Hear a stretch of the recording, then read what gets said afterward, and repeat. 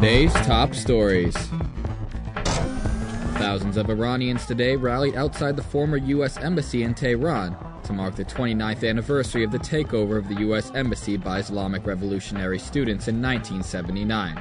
Some protesters set fire to symbols representing the U.S., including American flags and effigies to Uncle Sam, while others carried placards reading "Death to America" and "Death to Israel," and a large banner with a picture of the late leader of Iran's Islamic Revolution. Ayatollah Ruhollah Khomeini displayed his famous quote, "America cannot do a damn thing. Death to America." Iran today also commemorates the 44th anniversary of the exile of Khomeini before he returned to lead the 1979 revolution, and the martyrdom students during the 1980 to 1988 Iran-Iraq War. Ramin Pasha-Ifam, the deputy for economic affairs at Iran's central bank, said yesterday that Iran's economy requires that oil prices stay above $60 per barrel in the next 5 months for that country to avoid economic problems. Speaking at a conference on the global economic crisis in Tehran, Pasha-Ifam said that if the volume of Iran's exports remains stable in that 5-month period, he estimates that the country's oil revenues would be $4 billion lower than predicted earlier.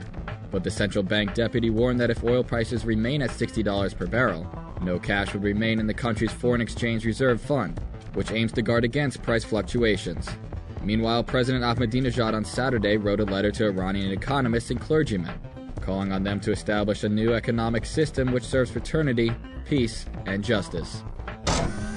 The U.S. presidential candidates are set for a long day of campaigning as they make their final push for votes before tomorrow's election, which will decide who will be the country's 44th president.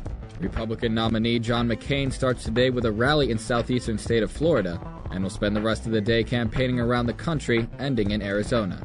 Democratic nominee Barack Obama, who holds a 7-point lead over his Republican rival in the latest countrywide polls, will hold rallies in Florida, North Carolina, Virginia, and Illinois. Iran remains a key foreign policy issue for both candidates.